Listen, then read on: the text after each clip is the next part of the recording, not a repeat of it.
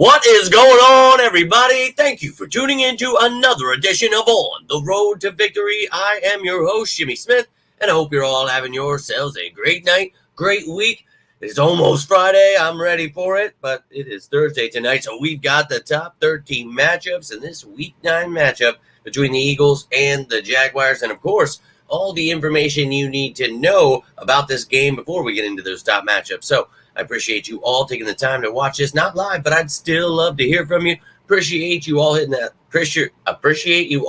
hitting that like button. One day I'll be able to talk clearly. God help me until then. Sharing this video, subscribing, all that stuff truly helps. I cannot thank you enough for all of that. It's been a long day for me. Oh my God, I can't believe it's almost 7 o'clock. I feel like it's like 10 though. It's just been a long day at work. I hope you all enjoyed your day. Hope you're ready for this game. I know I'm getting pumped up. Doug Peterson coming back home. It's Kelly Green week. Let's effing go. But again, you guys have anything on your mind? Love to hear from you. But we're going to jump right into this bad boy. And let's take a look at how both of these teams are doing. And then we'll take a look at the injury report before we get into what these teams look like. And then, of course, the top matchups. You can decide for yourself with all of this information who you think the top matchup is. And you can let me know down below. Maybe you've got a top 3, top 5, maybe just one guy in particular. But whatever's on your mind, hey, I know you guys love those score predictions. Maybe just tossing out a Go Birds. Whatever's on your mind. Let's rock and roll. So we've got the NFC East here, and I still can't get over the fact that the Commanders are sitting up top there, but that will change soon enough. We'll see you in a couple of weeks. But the Eagles 5-2 sitting below there. Not for long. Cowboys below us at 3-4, and the Giants at 2-5. But what really matters here is the fact that we're moving up in the NFC as a whole, and right now holding on to that final wild card spot, but we're looking to take the East by storm. So, hey, a lot of games left to be played here. We've got 10 more. So let's rock and roll through those. We know this team continues to get better, improve, and, you know, you can look at the record. You can look at the stats here. But as I always say, take it all with a grain of salt. But here's a little grain of salt for you. Holy hell, look at this team right now. On offense, 10th in points, 8th in yardage, 2nd in running the ball. Don't always have to pass the ball. So, you know, you got to understand the context and not try to lose your mind. Oh, we're 20th in passing, so we can't. That's incorrect. We're missing A.J. Brown, Devontae Smith there for a little. So, okay. Now, sacks, clean that up. Turnovers, we've cleaned that up a little. So those things continue to get better. This offense continues to shine, and we're missing Mailata. We had Becton out. Goddard is out. So, hey, next man up. This team's figuring it out. And then on defense, 7th in points allowed, 7th in total yardage allowed, 8th against the run, 10th against the pass, tied for 7th in sacks. Now, turnovers is the one area we haven't been seeing a lot of.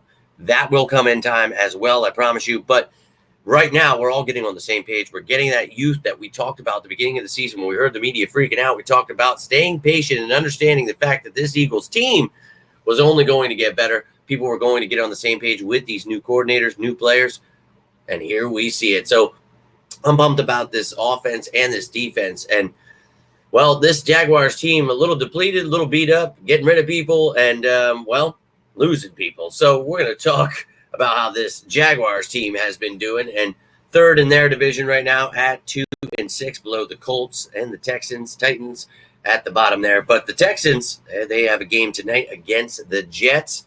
You know the Jaguars will be watching, but they better start figuring themselves out here, because not only 3rd in their division, but 13th in the AFC here. So not going too well so far for them. Dougie P and this team definitely going through it. And 21st in points on offense, 14th in total yardage, 16th in the run game and pass game.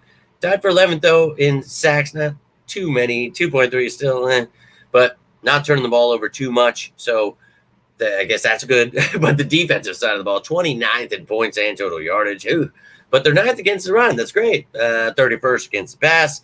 Not getting too many sacks there, and not turning the ball over much right behind the Eagles there. So really going through it right now. And I think this is the NFL, and we're all very aware of that. We know Doug Peterson's coming home, so an extra little special something. Maybe the players want to ball out for him. You never sleep on anyone at all. And this team has a lot of talent. So just keep that in mind. And, you know, there are going to be some players missing, and all kinds of stuff like that is always going on.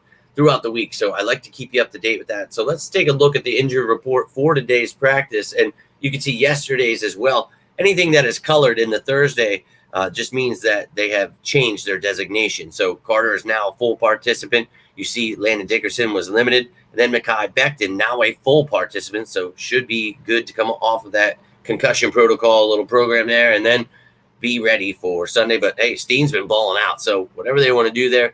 But you see Goddard and Slay still not practicing. We'll see how that goes. Maybe it changes. But tomorrow is the game status report. Tune in and I'll have who is out, who is questionable, all that great stuff. But Albert O, we need to find out if he is coming off of IR. This is the final chance to do that, or his season is over this week. So we'll see what the Eagles decide to do there, but could get some tight end help with Goddard out. We'll see how much help he would be. You know how I feel about Albert O. But now you see the Jaguars here, quite a list, and nothing changed from yesterday. So both their guards still not practicing. That is not good.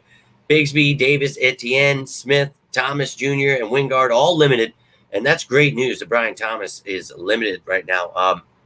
But we'll see if he plays with a chest injury. That's a little scary. They said 2 to 4 weeks, but we'll find out. Ronald Darby there, full participant, and Keelan Robinson. Now you see Wingard and Robinson, the asterisks there, just like with Albert O, they are designated to return, so could come off of the IR this weekend and play in this game on Sunday. So you see the injury report. Now let's take a look at both of these teams, and I'll show you the practice squad, their injury lists, and then their depth charts. So we know the Eagles practice squad. We just added Braden Daniels. If you missed that video yesterday, go check that one out, break down who he is, and then you can see the rest of the offense. Then the defense over there, John Ross on the practice squad IR. So obviously he has to miss at least 4 weeks there, but you can see a lot more offense than defense. Maybe they elevate one of these tight ends if Albert O isn't ready. But hey, it all depends on injuries and things like that. I think we're good on cornerback depth, but maybe they want to elevate someone to help on special teams, something, whatever. But Saturday, I'll have the practice squad elevations for you. Now, we're going to look at the depth charts, but I want you to see the IR first so you know who you won't see on here if you're wondering where they are. But Bradbury Clark, Covey, Mailata, Albert O, and then Byron Young, all placed on IR. Now, as I mentioned, Albert O with that asterisk, that means he can come off. So let's take a look at this team and the offense right now. Again, humming, and even with Fred Johnson, being there instead of Mailata, things are going well. Steen was filling in for Becton, things were going well. So Stoutland is a beast, and he's got these guys ready to rock and roll. And I'll have this updated tomorrow with whoever is out or questionable, and then Saturday with those practice squad elevations. But this is the team right here, right now. You can see the key down at the bottom if you're wondering what those color codes mean. But look, I think this offense should be able to put up some points. We're going to talk about that here. And then the defense, you can see I'm very excited about Mitchell and DeJean there with Sidney Brown back now. A lot of weapons. We're getting sacks. Let's get some turnovers. Very excited there. Special teams. Got Coop. Maybe Anaya Smith sees some action back there. Kenny G, Rogers, Shipley. A lot of these guys can return. I'd prefer not seeing DeJean back there just because he does so well at nickel. But I do love his return game. You remember why I wanted him in this draft. So now let's take a look at the Jaguars. What's going on with them? This is their practice squad. They've got a lot of injuries, a lot of things going on. So they need to elevate any of these guys. I will keep you updated with that on Saturday. Tyler Hall, Zach McPherson, former Eagles over there. You might remember them. They signed Velus Jones this week with Christian Kirk going on IR, Brian Thomas being banged up. So maybe Austin Trammell, somebody gets elevated for this game. Maybe Quentin Cephas. We'll see. But here is their IR. Dixon, Duvernay, Robinson, Kirk, White Jr., and Wingard there. Tashawn Gibson hopes to come back off this suspension one day. He only had a 6-game suspension, but taking him a couple weeks to figure it out with him, whatever. But Robinson is designated to return. So is Wingard. So they could come off of that IR. And you can see here is their offense. If you want to know more about this team, what I feel, go check out Behind Enemy Lines. And we're obviously going to talk about the top matchups, but I have a more thorough breakdown of their roster, what's going on. They got rid of their left tackle there. So you see Cam Robinson is gone. Walker Little in there. Tim Jones would be who steps in for Brian Thomas. So definitely look to maybe elevate a wide receiver if he is not playing there. Then on the defensive side of the ball, we know that, they've got some studs on the edge. So this is going to be intense to watch. They've got some damn good linebackers. Their secondary is getting healthy. So we'll see how this team looks. But I have Darnell Savage here at safety. I did some more research, and because of injuries, because of guys not playing well, they've moved some things around. So Jerry and Jones, I moved into the nickel spot, and then Darnell Savage, who's been starting at nickel and now safety. So we talk about that versatile defensive back, but that's what's going on there with their D. And now you see their special teams, Parker Washington, Tank Bigsby, and the rest of the guys there. But that's what both of these teams look like, so you can decide for yourself who the top matchups are. That's all the information you need to know. Let me know how you're feeling about it so far, and then I'm going to jump into my top 13 Week 9 matchups right here and right now. And you know how I do this. I like to throw in the special teams, and then we either look at the offense, defense first, whichever I kind of feel the flow of how I want to talk about it. So we'll talk about it right now. Number 13, I've got those return guys. And Parker Washington and Keelan Robinson, who is one of those guys designated to return, they would definitely look to use him because they might need to use Parker Washington, who is a damn good return man, fast little guy. I think that, either way, it's something you got to watch out for. But the same goes for the Eagles. Use Cooper DeJean if you need, but get Isaiah Rodgers out there. Maybe Kenny Gainwell and John Dotson, or my pick, Anaya Smith. If he continues to develop and progress, I think that would be great to have him as the dual returner who can do both. But we'll see what the Eagles decide to do. Be great. Somebody in the special teams department could step it up. Now let's talk about the Eagles defense going up against this offense. I think this defense should be able to dominate in one of those places. You got Scherf in Cleveland, who might not play in this game, both banged up. Mitch Morse, their center they took from the Bills. Dude, best of luck to you, and whoever the hell the guards are. You got some monsters, and I don't give a damn what the media says about these guys and how they're all bust and how Jordan Davis should be leading the league in sacks as a nose tackle. That's just not what a nose tackle is, and I'll keep repeating it for the, fourth, fifth year as to explaining what this multiple scheme defense is. But they'll find out this week when I think these boys come to play and destroy. And then on the outside, that opens things up, and Nolan Smith been balling out, and we laughed at the media again for that. Oh, he's the best. They just don't ever want to let people develop. And you think they would have learned when they tried me with that hurt stuff, but, well, they know now. But Josh Sweat, Brendan Graham, Bryce Huff, all these guys, a nice rotation. And eventually Jalix Hunt will work his way into that. And a bright future ahead for that young man. But right now, those top four need to continue developing, getting to the quarterback, and I'm all about it. Now, Walker Little, we talked about it, is now stepping in for Cam Robinson. So best of luck to Little and Harrison there, because these guys are continuing to get better, getting to the quarterback, and that's what I'd like to see. Now, Evan Ingram, he's back, and a favorite weapon of Trevor Lawrence, but they got Brenton Strange there as well, who stepped in, did a good job. But we've got Sidney Brown back, baby, and C.J. Gardner-Johnson, and Reed Blankenship are here, so best of luck to you. Obviously, when I do these shows, we talk about matchups, but a lot of other people could cover these tight ends. It could be linebacker, cornerback, all these things. But this is just to talk about these guys. So for matchup sakes, I'm looking forward to these versatile defensive backs we have here, moving them all around and finding out what they want to do, trying to get the ball to Evan Ingram, coming over the middle. Best of luck to you. Now at number 9, the run game here for the Jags, ETN and Bigsby. Bigsby's been looking good while ETN's been out, but I don't give a damn. Nakobe Dean, Zach Bond, they've been looking damn good, and we've continued to talk about this duo that I really like, and there's a reason why Devin White is gone, and a lot of people very confused as to why, the better players are playing, but that's just kind of how it works. So I think they're starting to find out these guys are actually pretty good, and they've been getting better together, and I love to see that. We talk about how complicated this Vic Fangio defense is, but hey, man, the breakdown I've made of this defense. You know how it looks, how it works. Talked about maybe some bumpy roads in the beginning because it's definitely complicated, and especially for these young guys, new pieces working together.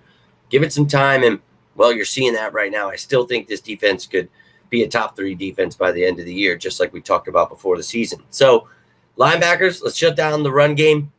But they are some talented backs. ETN, can do more in the pass game and some other things. Bigsby can run you over. I like Bigsby.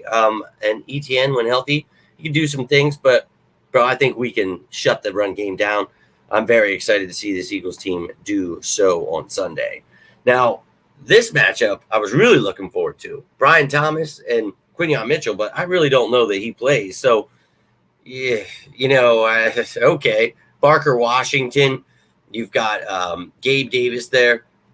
And, Gabe Davis might be their only, real threat. And not to say Parker Washington isn't good. I'm just saying, their top guys are out. So, Christian Kirk's on IR. Thomas Jr. might be missing. So, yeah, got Gabe Davis. But he's kind of a one-trick pony there. And, well, again, they have Tim Jones, too. So, okay.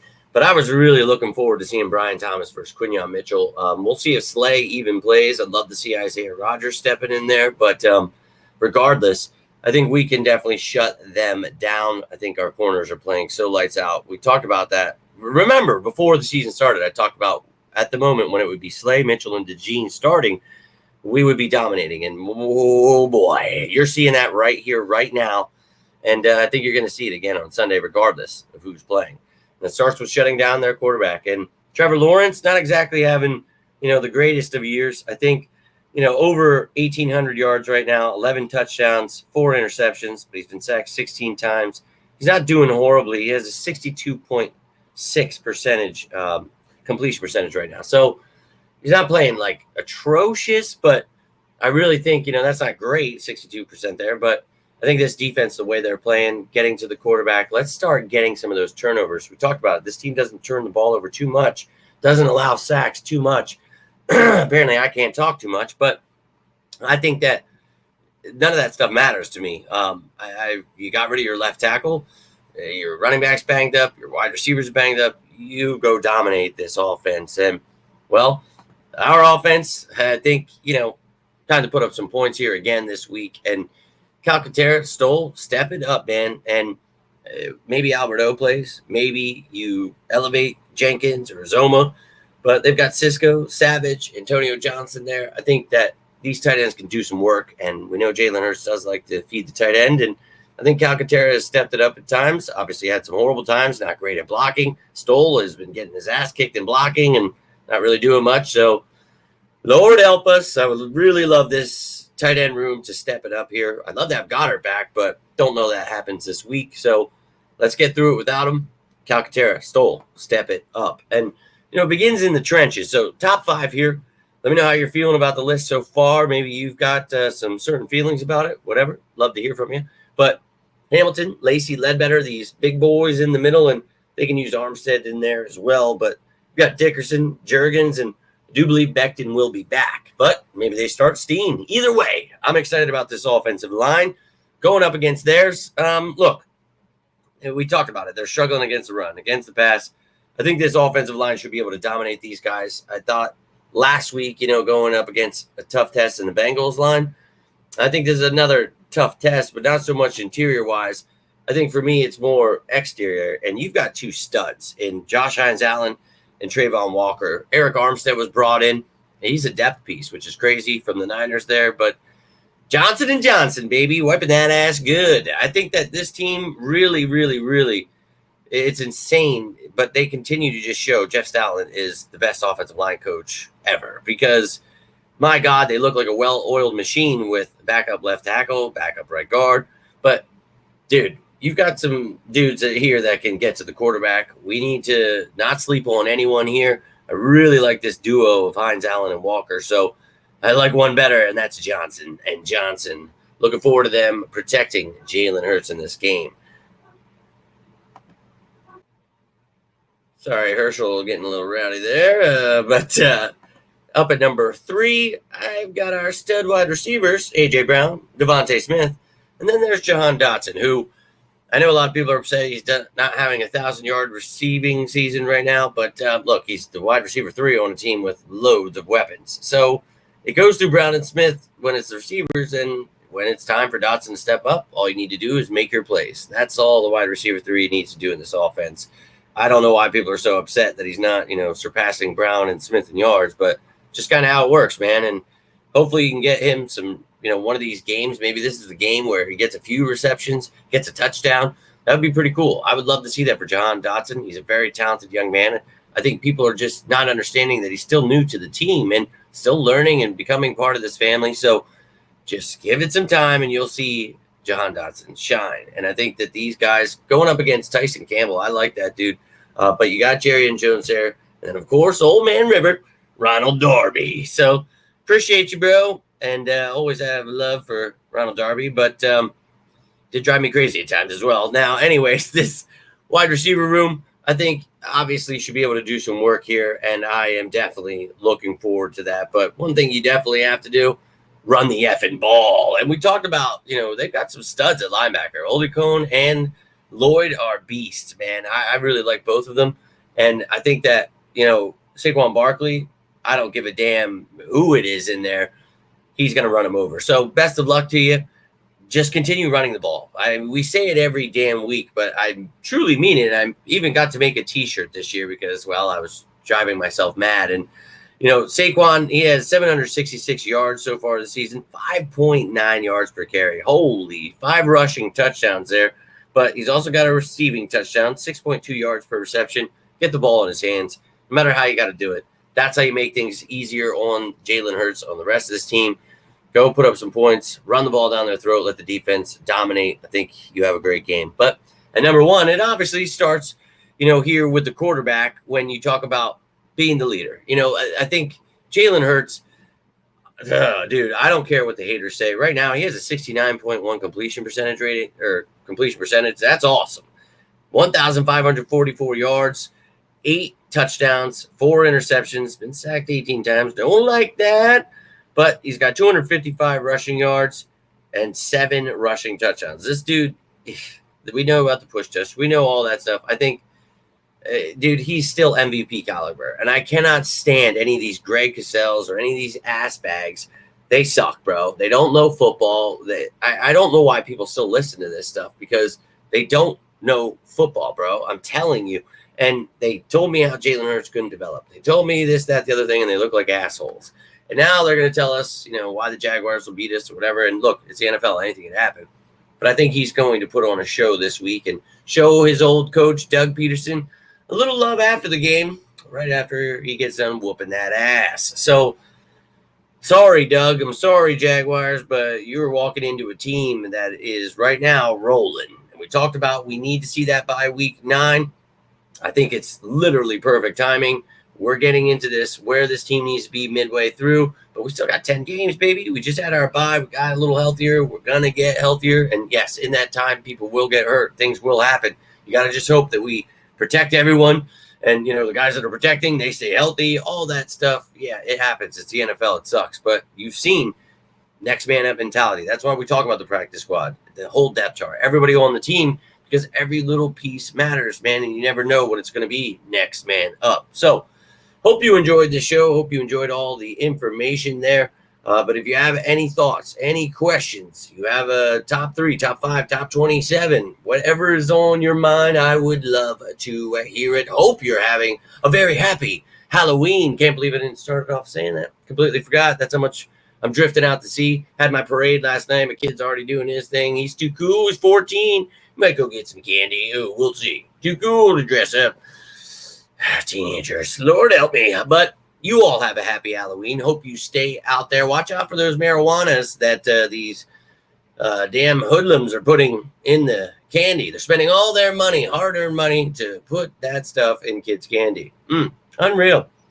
I'm obviously being very facetious. God help us in this world today. But stay safe regardless. Love each and every one of you. Hope you're having yourselves a great week, great night, great month. Let's have a great day tomorrow, a great end of the week, and let's start this month off right tomorrow, baby. Have yourselves a great night. If you need anything, please feel free to reach out. Doesn't have to be about the birds. Always here for you guys as you are for me. All I've got for you this evening. If you enjoyed this, do me a favor, hit that like button, share this bad boy, subscribe to the channel down below. But until next time, I'm Jimmy Smith, and this is On the Road to Victory. You all stay safe out there, and as always, go Birds!